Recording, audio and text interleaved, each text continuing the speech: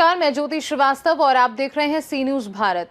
देहरादून के प्रेमनगर थाना क्षेत्र में एक मामला अब विवाद का रूप लेता जा रहा है, जहां एक और महिला ने पुलिस पर गंभीर आरोप लगाते हुए न्याय की भावुक अपील की है। वहीं पुलिस ने इन आरोपों को सिरे से खारिज कर पूरे प्रकरण को गबन से जुड़ा मामला बताया है।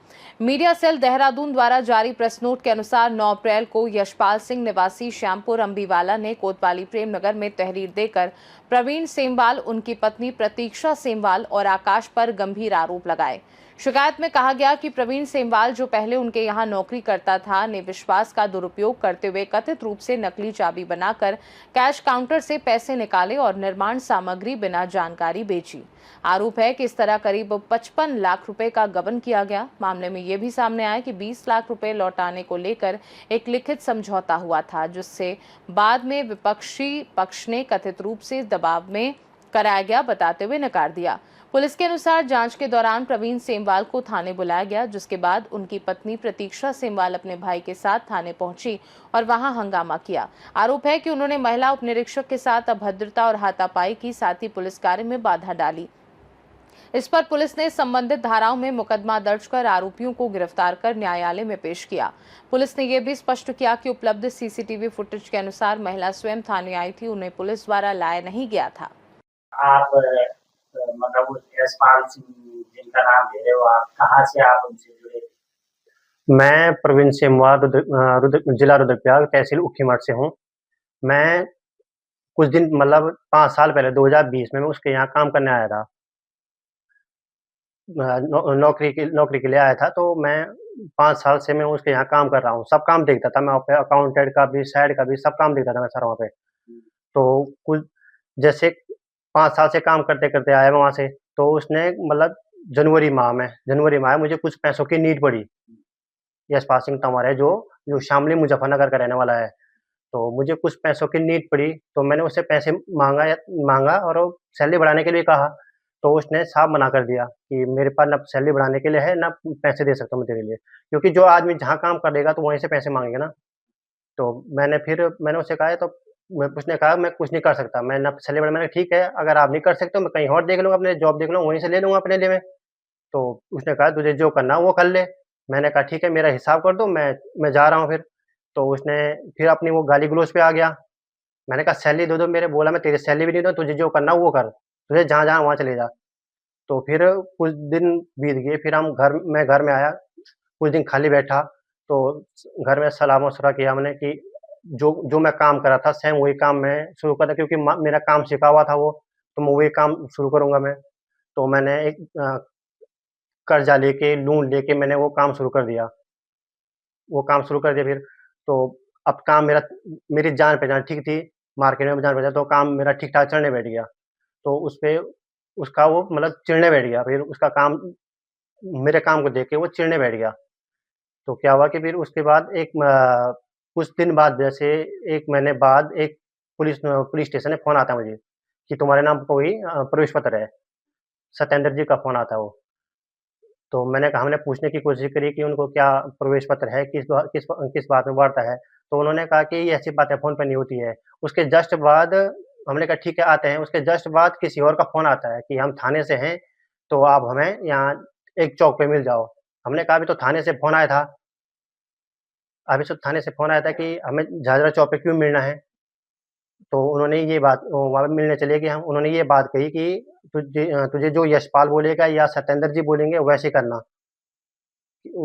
कि सत्येंद्र जी कौन है? ये वहाँ के वो है, मतलब एसआई है। हाँ, कौन से सत्येंद्र, थाने? ये प्रेमनगर थाने के। हाँ जी, जी। तो उन्होंने कहा जैसा वो बोलेंगे वैसा करना, नहीं तो तू मारा जाएगा, तुझे जेल में रखा जाएगा। हमने कहा कोई बात नहीं, हम ये साफ है। किसने बोला आपसे कि तुम्हें जेल में रखा? ये 2 जो सिविल वर्दी में आए थे, वो उनका नाम-नूम तो कुछ था नहीं, नाम जो सिविल वर्दी में आए थे, नाम-नूम कुछ जानता हूँ नहीं मैं उनका। तो उन्होंने कहा था कि फिर मैंने कहा कोई बात नहीं, हम सही है, हम तो चले जाएँगे, हम तो पूछने चले जाएँगे। फिर वहाँ चले गए, वहाँ पहले से यशपाल सिंह तंवर, उनके बेटे अनमोल तंवर वहाँ पहले से मौजूद थे। तो फिर वो मैं अंदर चला गया, बात पूछने चला गया। फिर उन्होंने यशपाल जी को और अनमोल तंवर को बाहर भेजा कि आप बाहर चले जाओ। फिर मुझसे वो वार्तालाप करने बैठ गए कि तुम्हारे खिलाफ ऐसे चोरी का आरोप लगाया हुआ है। पहले उन्होंने कहा कि 2.5 करोड़ की चोरी है, 2.5 करोड़ चोरी है। फिर वो घटते-घटते 1 करोड़ पे आ गए, फिर 80 लाख पे आ गए, 50 लाख का 20 लाख का समझौता करवा रहे थे मुझे। बोल रहे कि यहाँ पर ज़बरदस्ती यशपाल सिंह तंवर और उनका बेटे आया, गाली-गलौज करने बैठ गए वहाँ पे। बोला कि तू ये एप्लीकेशन लिख कि 20 लाख रुपए तुझे दूँगा। मैंने किस बात के दूँगा मैं? कोई तो प्रूफ होगा, कोई कुछ होगा, किस बात के दूँ मैं? तो उन्होंने कहा कि तू जल्दी लिख, तुझे मारा जाएगा। उन्होंने कहा कि लात घूँसा लगाऊँगा तेरे पे, तू जल्दी लिख इसमें।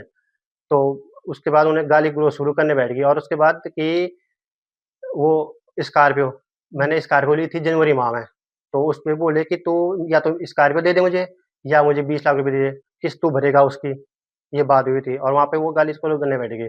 मुझसे ज़बरदस्ती समझौतानामा लिखवाया गया, तो उसके हमने कहा मैं तो अपनी जान बचा के मैं तो लिख दिया, मैं चला गया फिर। किसी उसी एप्लीकेशन को लेके मैं अगले दिन एसएसपी ऑफिस गया था। एसएसपी साहब तो मिले नहीं, उनके पीआरओ मिले थे। उनके पीआरओ द्वारा प्रेमनगर थाने में वो एसएचओ साहब को फ़ोन किया गया कि ये कल आपके थाने में ऐसी वारदात हुई, 20 लाख का समझौता हुआ है। उन्होंने कहा ये मेरे संज्ञान में नहीं है। तो फिर सत्येंद्र जी को पूछा गया होगा उन्होंने कि 20 लाख का समझौता हुआ है, एसएचओ साहब ने पूछा होगा वहाँ। तो उन्होंने कहा कि फिर उसके बाद उनका फ़ोन आता मेरे लिए, फ़ोन आता और मैसेज आता मेरे लिए कि जो तूने कल प्रवेश पत्र लिखा था, वो वापस ले जा और अब किसी को पैसे देने की ज़रूरत नहीं है। ये बात भी बोली तूने, वो मेरे पास स्क्रीनशॉट उसका उनका है अभी। तो फिर वो बात वहीं पर होगी कि अगर आपको यशपाल सिंह तंवर की अगर चोरी हुई है, उस समय उनको कहा गया था कि यशपाल सिंह की चोरी हुई तो मुकदमा लिख। तो उन्होंने उस बात पे उस पे कुछ नहीं किया। बीत गए 2 महीने हो गए। 2 महीने बाद अभी 9 अप्रैल को उनकी एक सिविल गाड़ी आती है और एक पुलिस की गाड़ी आती है, बोलेरो गाड़ी आती है उनकी पूरी। तो उसमें वो करीबन 7-8 जने आते हैं वो, सिविल को लगा के 7-8 जने आते हैं। हमारे जहाँ पे मैं काम कर रहा जहाँ मेरा शॉप खुली हुई है देवीपुर में, वहाँ पे आते हैं वो।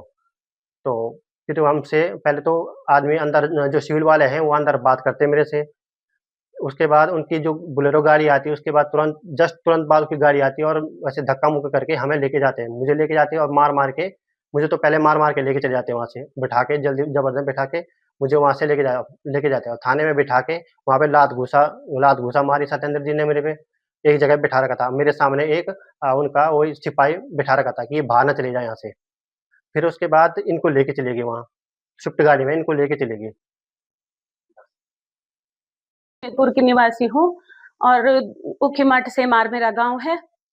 सर हम 9 तारीख अप्रैल को अपनी दुकान में बैठे हुए थे। वहाँ पे 2 गाड़ियाँ आई पुलिस वालों की, एक सिविल ड्रेस वाले थे, 2 जेंट्स लोग थे वो जो स्विफ्ट कार में आए थे और बोलेरो गाड़ी में आए थे। उन्होंने मेरे पति को उठाया वहाँ से, बोलेरो गाड़ी वालों ने, उसमें 6-7 जेंट्स लोग पुलिस वाले थे। इनको लेके चले गए।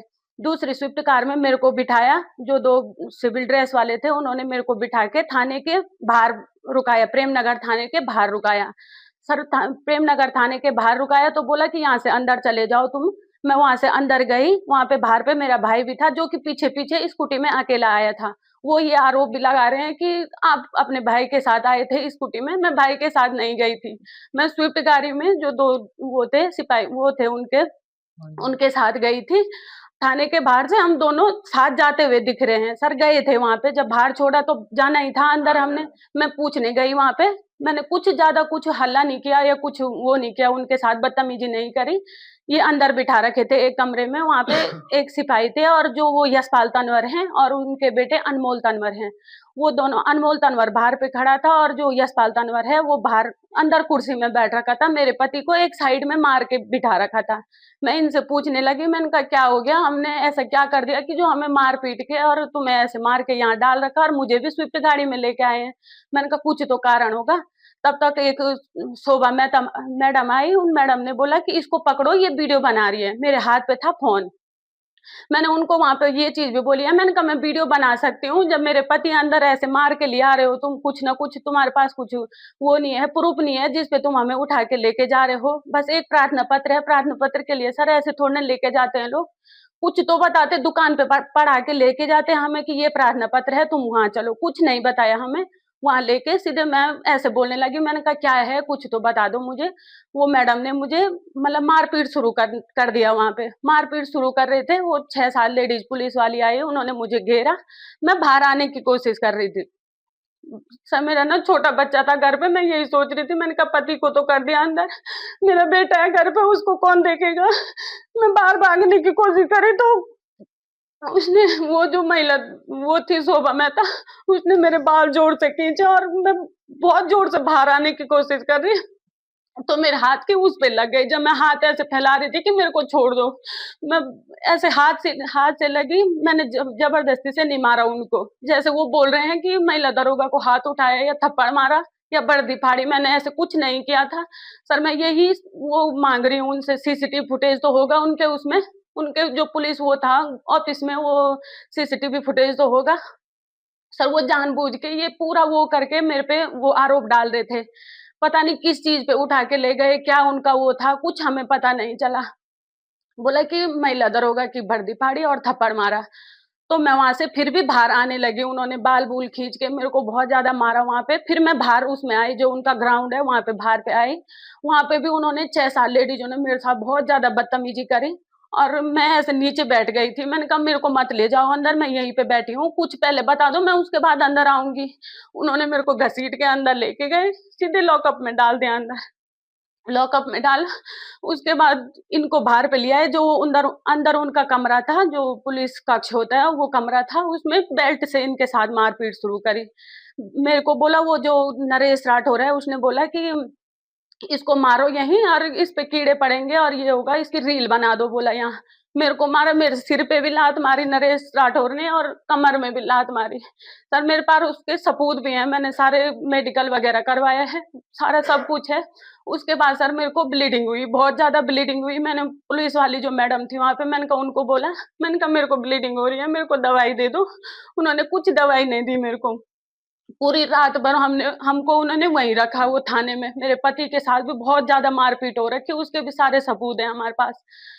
तो मारपीट करके पूरी रात भर रखा, फिर रात को मेरा भाई आया है, जिसको उन्होंने फरार बता रखा है वीडियो में, मतलब जो वो लगा रखे हैं, उन्होंने केस लगा रखा है, उसमें इसको फरार बता रखा है। तो रात को ये मेरे को मिलने आया था वहाँ थाने में, जो कि हमारे एक भैया हैं, वकील हैं, वो उनके साथ मिलने आया था वहाँ थाने में। तो वो वीडियो भी तो होगा उनके पास, जबकि ये रात को मिलने आया था। उसके बाद उन्होंने इस पे धारा लगा रखी है कि वर्दी फाड़ी है। ये और मेरे हस्बैंड तो कहीं वो महिला दरोगा को मिले भी नहीं थे, कहीं दिख भी नहीं रहा है। अगर उनके पास ऐसे सबूत है तो वो सबूत दिखाएँ, वो वीडियो दिखाएँ कि जिसमें मेरे पति ने और मेरे भाई ने उनकी वर्दी फाड़ी है। सर मैं मानती हूँ मेरे हाथ से लगी होगी उन पे, जब वो मेरे को मार रहे थे, तो मैं ऐसे नहीं बोल रही कि नहीं मारा होगा मैंने, हाथ से लगी होगी। पर इनके लिए झूठ मुकदमा डाल रखा है उन्होंने।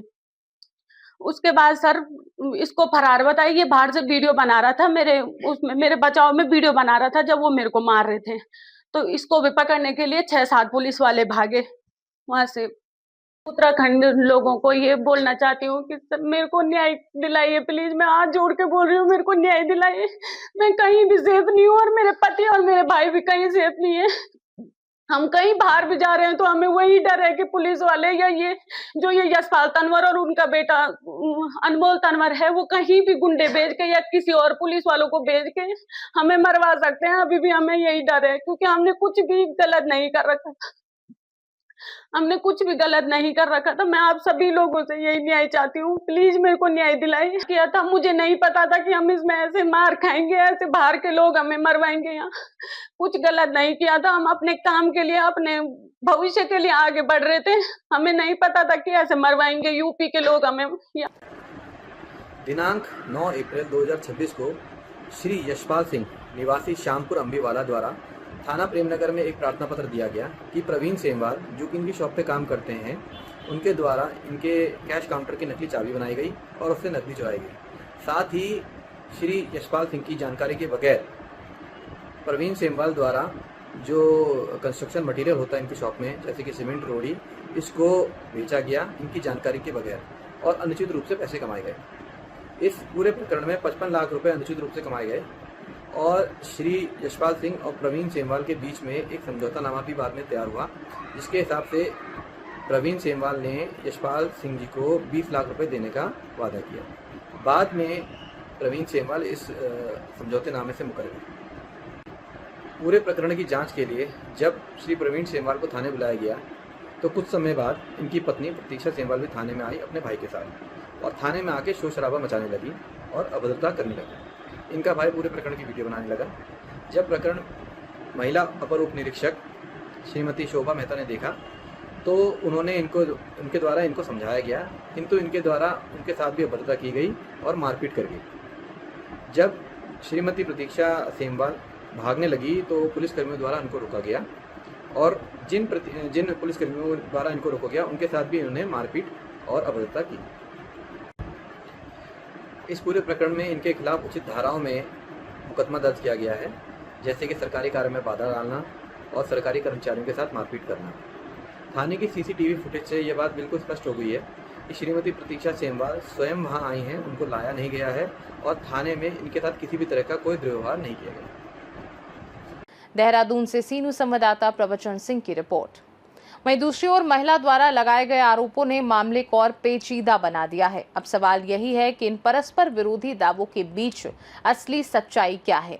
मामले की निष्पक्ष जांच के बाद ही पूरी तस्वीर साफ हो सकेगी। खास रिपोर्ट में फिलहाल के लिए इतना ही। बने रहिए सी न्यूज़ भारत के साथ। हर खबर आपके साथ, आपके हाथ।